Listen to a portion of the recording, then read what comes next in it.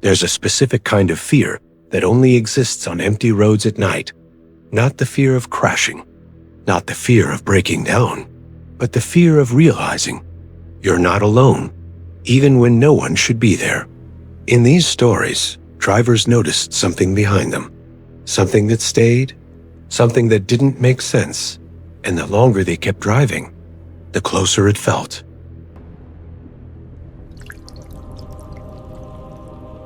Tonight, you're about to hear 4 true stories from people who experienced the same terrifying realization on dark, empty roads. They were being followed, and whatever it was didn't want to be seen. These are real encounters. No monsters. No jump scares, just silence, headlights, mirrors, and the slow understanding that something was wrong.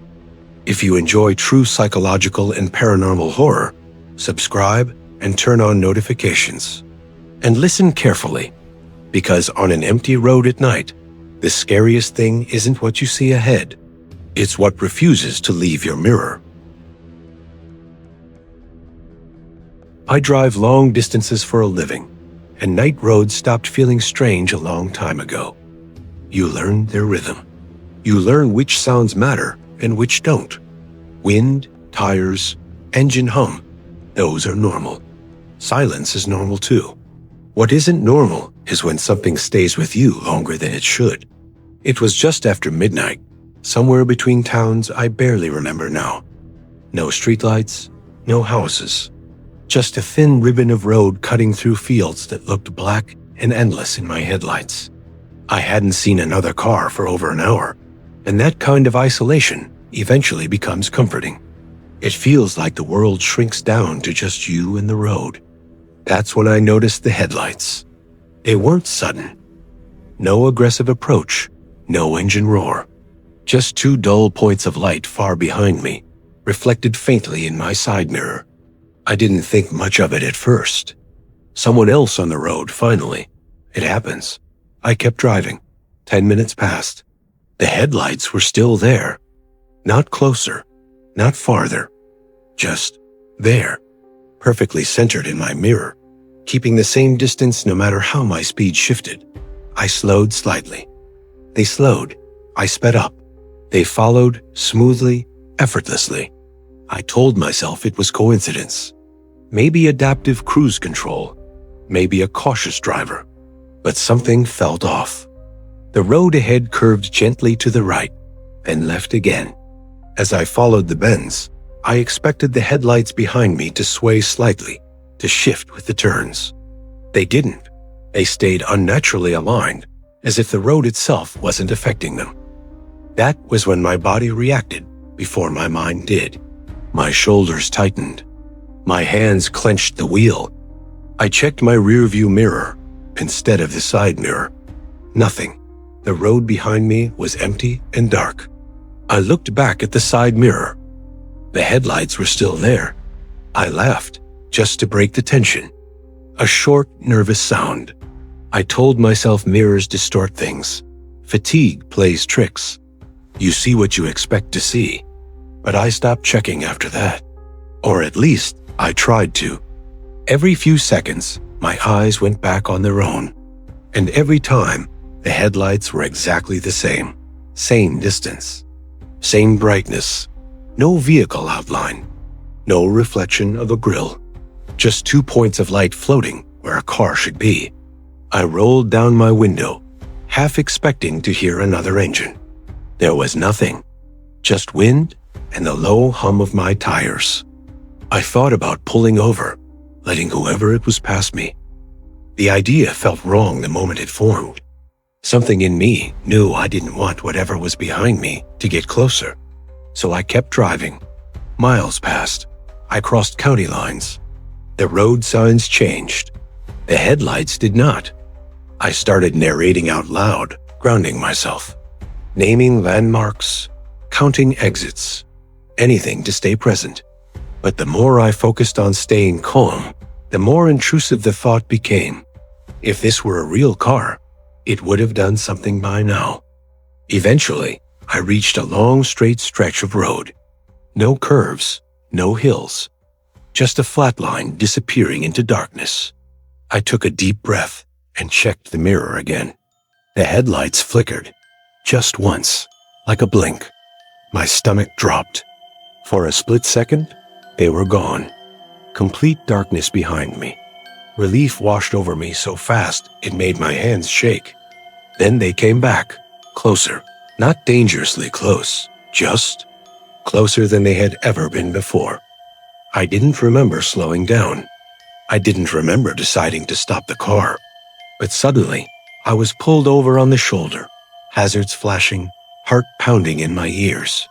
The headlights behind me stayed where they were, hovering at the edge of the road. I waited. Seconds stretched into minutes. Nothing passed me. No doors opened. No engine approached. No footsteps. Just two headlights, unmoving, watching. Finally, I forced myself to step out of the car.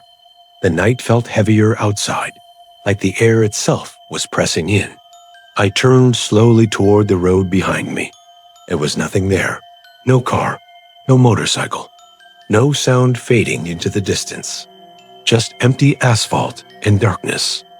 I stood there longer than I should have, staring down the road, waiting for my eyes to adjust, waiting for something to resolve into shape. It never did. I drove the rest of the way home without stopping again. I didn't check my mirrors. I didn't need to.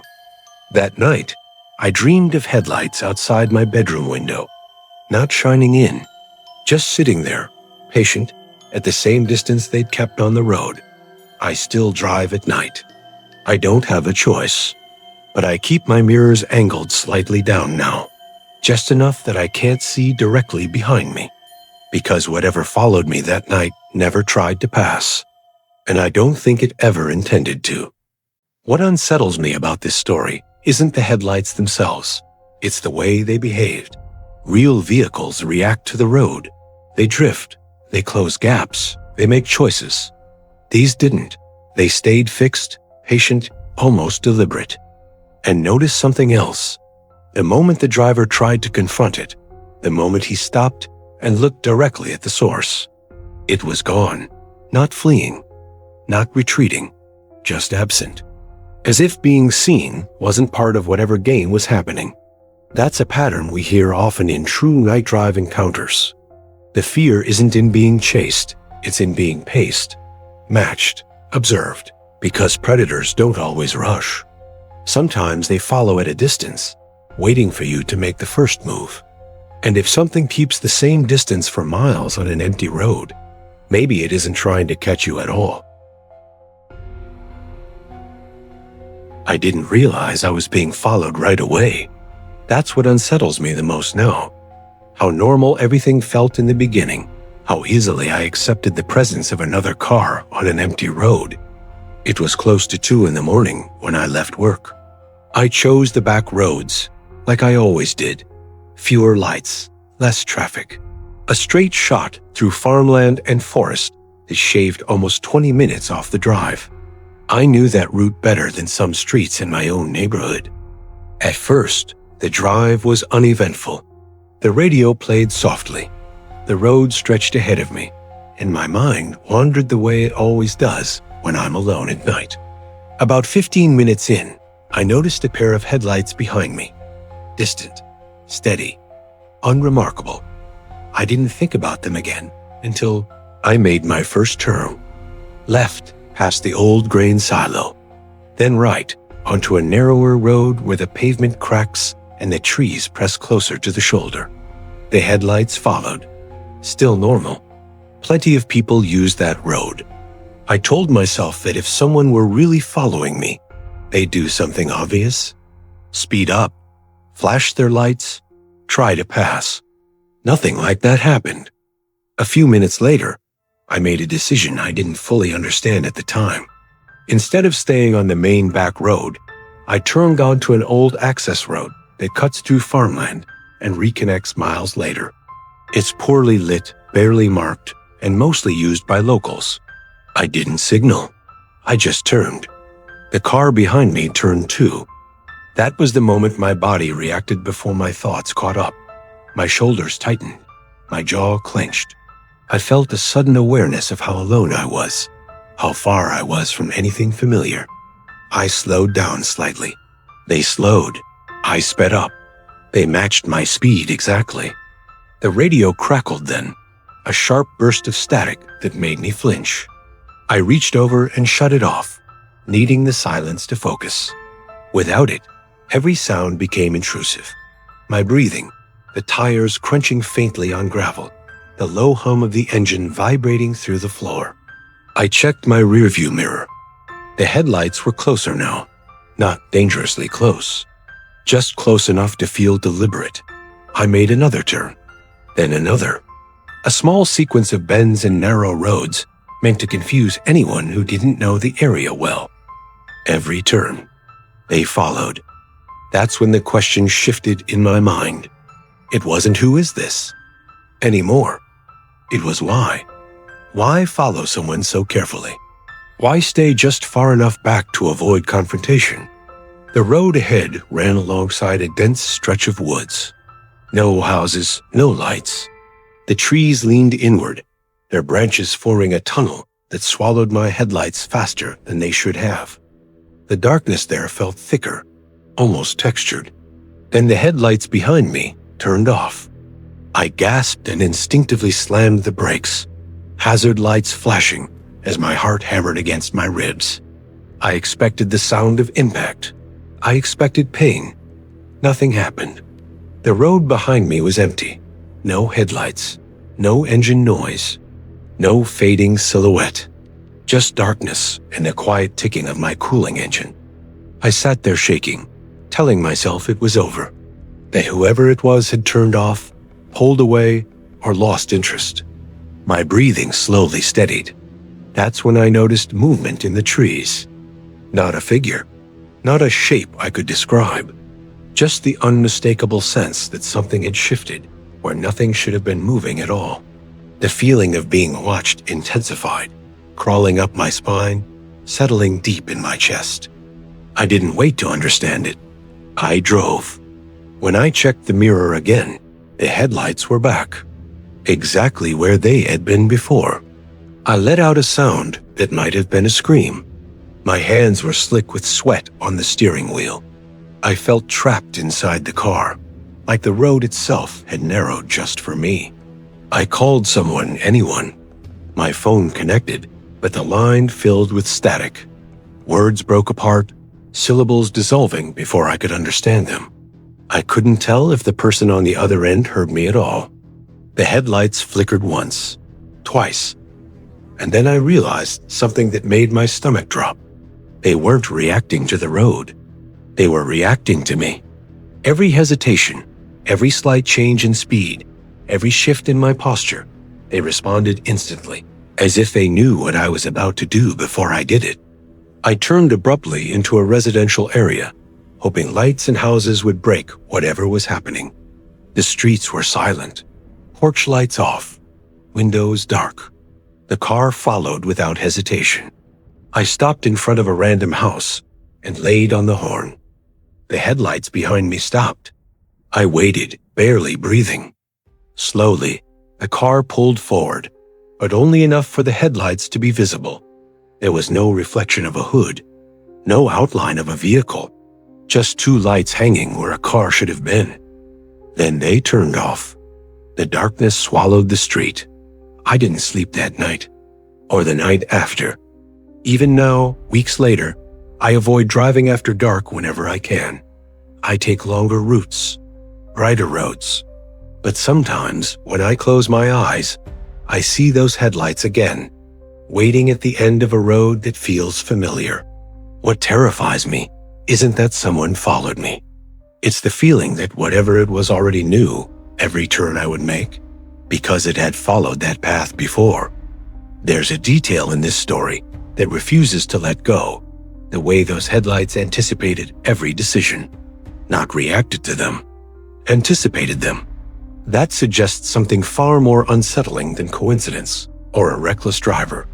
Notice how the fear escalates only when the narrator tries to break the pattern. The moment he leaves the familiar road, the moment he acts on instinct, Whatever is following him adjusts instantly, as if the road itself isn't what's being tracked. Encounters like this rarely end with answers. They end with avoidance, changed habits, long routes taken just to avoid empty roads at night. Because when something follows you without urgency, without aggression, and without ever revealing itself, it raises a disturbing question. What if it wasn't trying to catch him at all? What if it was simply making sure he couldn't escape?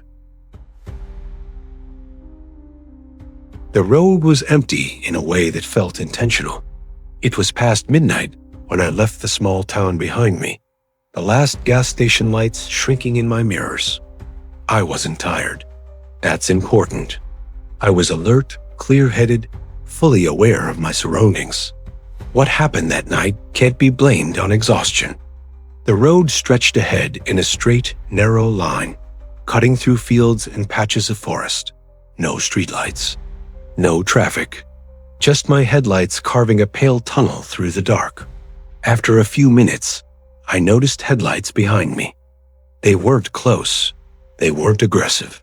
Just present. Two steady points of light hovering far enough back to be easy to ignore. I assumed they'd pass eventually. They didn't. Miles went by. 10, maybe 15. The road curved gently, then straightened again. Every time I glanced in the mirror, the headlights were still there, unchanged in distance, unchanged in intensity. I slowed slightly. They slowed. I sped up. They matched me. That's when the road began to feel wrong. Not dangerous, not unfamiliar, just repetitive. Every bend felt like one I'd already taken. Every tree looked like another I'd already passed. The scenery blurred together in a way that made time feel stretched and thin. I checked my GPS. The map showed progress. Miles ticking down. Turns coming and going. But the road outside my windshield didn't change. The headlights behind me drifted closer. I remember thinking how quiet everything felt. No insects, no wind. Even my engine seemed muffled, like the sound was being absorbed by the night itself. I turned the radio on for reassurance. Static. I switched stations. More static. Not the soft kind. Sharp, biting bursts that made my teeth ache. I shut it off and immediately regretted it. The silence that followed felt heavier than the noise ever had. I decided to pull over. The moment that thought crossed my mind, the headlights behind me brightened slightly. Not a flash, not a warning, just a subtle increase, like a response. I didn't pull over. Instead, I took the next turn, a narrow road that cut through a stand of trees. I knew it led back toward the main highway eventually, or at least I thought it did. The headlights followed. The trees pressed closer now, their branches arching overhead. My headlights barely reached the edges of the road. The sense of being enclosed intensified, like the night was closing in around my car. That's when I realized something that made my hands go numb. I hadn't passed a single intersecting road since the turn. No driveways, no side streets, no signs. Just the same stretch of road repeating itself. I checked the clock. Only a few minutes had passed. It felt like much longer. The headlights behind me were closer now, close enough that I could see their glow reflecting faintly off the road behind my car. I considered stopping again, confronting it, letting whatever was happening end. But something deep in my chest told me that stopping was exactly what I wasn't supposed to do. The road began to curve sharply. Left, then right, then left again. Each turn felt tighter than the last, the trees looming closer, the darkness pressing inward. I started to feel watched, not from behind, but from all around, like the road itself was aware of me, like it was paying attention. Then, without warning, the headlights behind me vanished. No fading, no turn-off, just gone. The relief was instant and overwhelming. My shoulders sagged. I laughed shakily, telling myself it was over, that I'd imagined the worst. Ahead, I saw lights. A familiar stretch of highway appeared before me, wide and bright and normal. I merged onto it, my heart still racing, but my fear slowly dissolving into exhaustion. When I checked my mirrors one last time, the road behind me was empty. I made it home without incident. But sometimes, late at night, when I'm driving and the road feels too quiet, I get that same sensation again, like I'm moving forward, but not really going anywhere. And I wonder if that road didn't let me go, or if it's still waiting for me to come back. What makes this story linger isn't the headlights. It's the road itself. The way it repeats, narrows, and seems to respond to thought rather than movement. Almost like the environment wasn't passive anymore. There's a pattern in experiences like this. When people describe being followed, eventually the focus shifts. The threat stops coming from behind and starts coming from everywhere at once. And notice the moment of release. No confrontation, no explanation, just a sudden return to normal, as if nothing ever happened. That's often how these encounters end, not with answers, but with doubt. Because if a road can refuse to let you leave, who's to say it won't recognize you the next time you drive at night? I don't tell this story to scare people. I tell it because I don't know what followed me that night, and I'm not convinced it ever stopped. I was driving home after visiting my sister, taking a route I rarely used. The highway was under construction, so my GPS redirected me through a network of rural roads, long, empty stretches with no lighting and almost no landmarks. I remember hesitating before taking the turn, but trusting the navigation anyway. At first, everything felt normal. The road was quiet, the sky clear, my headlights illuminating endless asphalt and fields. Then, about 20 minutes in, I noticed another vehicle behind me. Just headlights. Far enough back to feel harmless. I checked the time. Past 1 a.m., I didn't think much of it until I slowed slightly to make a turn. They slowed too. I accelerated, testing it. They matched my speed perfectly. That's when unease settled in. Not panic, but awareness. The kind that creeps in when something stops behaving randomly. The road narrowed. Trees grew thicker on both sides. The GPS instructed me to keep going straight for another 8 miles. No turns, no intersections. The headlights stayed. I tried to reassure myself. People follow each other on roads all the time. Same destination, same shortcut. Still, something felt wrong. The headlights never shifted, never drifted, never adjusted for curves or bumps. They remained perfectly aligned, like they weren't responding to the road at all. I glanced in my rearview mirror again and froze. There was no visible vehicle, no outline, no reflection. Just 2 headlights suspended in darkness. My pulse spiked. I told myself it was an angle issue, a trick of shadows. I adjusted the mirror. Same result. I turned on my hazard lights, hoping for a reaction. Nothing changed. The road ahead dipped slightly, then rose. For a brief moment, my headlights illuminated something unusual. Tire marks. Deep, erratic, as if many vehicles had braked suddenly or turned around in panic. That's when my GPS recalculated. Make a U-turn when possible. I laughed under my breath, nerves spilling into disbelief. There was nowhere to turn, no shoulders, no breaks in the trees. I ignored it. Behind me, the headlights brightened. Not aggressively, not suddenly, just enough to let me know they were responding. I felt a cold pressure settle in my chest. The realization came slowly, horrifying in its simplicity. Whatever was behind me wasn't following the road. It was following me. The GPS recalculated again. Make a U-turn when possible. The voice sounded wrong, flattened, slightly delayed. I reached to mute it, and the screen went black. The headlights surged closer. I accelerated, my engine whining as the speed climbed. The road blurred. Trees streaked past like dark smears. Still, The distance between us never changed. Then something impossible happened. The road ended, not in a dead end, not in a barrier. It simply stopped. Beyond my headlights was nothing. No road, no field.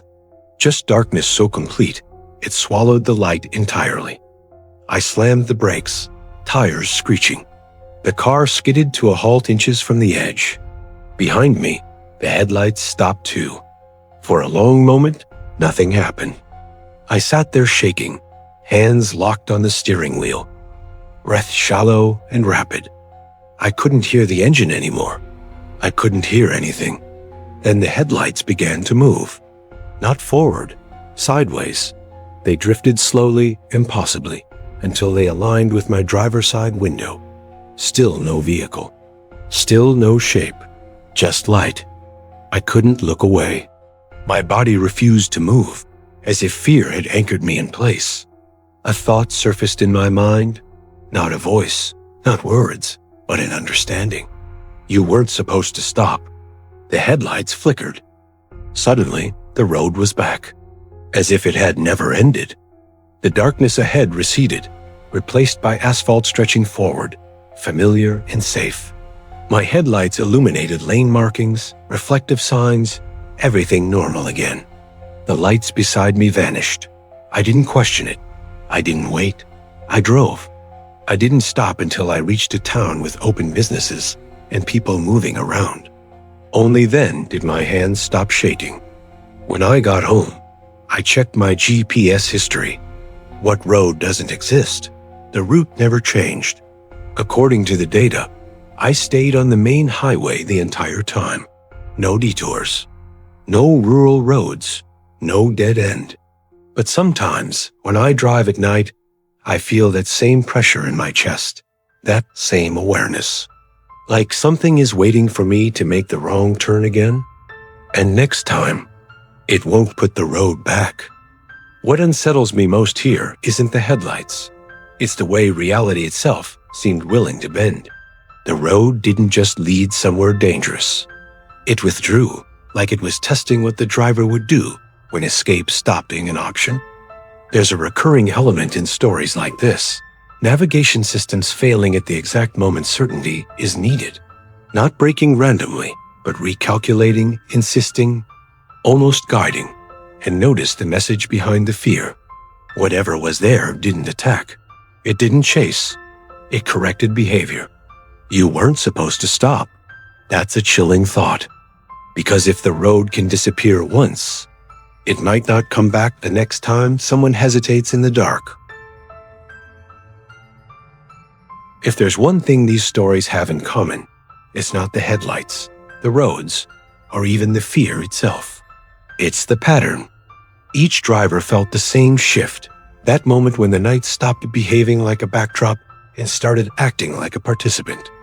The roads responded. The distance stayed measured. The silence pressed closer. And whatever was following never needed to reveal itself to be understood. These weren't chases. They were tests. Tests of awareness, of instinct, of what happens when you slow down, pull over, or look too closely into the dark behind you. And maybe that's why so many of these encounters end the same way, not with answers, but with escape. A return to normal that feels temporary, fragile, like something was decided, but not finished. So if you ever find yourself driving alone on an empty road at night, and you notice headlights that keep the same distance for too long, don't assume you're being followed. Consider the possibility that something is simply making sure you stay on the road. If you want more true horror stories told by those who live them, subscribe and keep your notifications on. New stories arrive twice a week. And remember, some roads don't lead somewhere. They watch who travels them.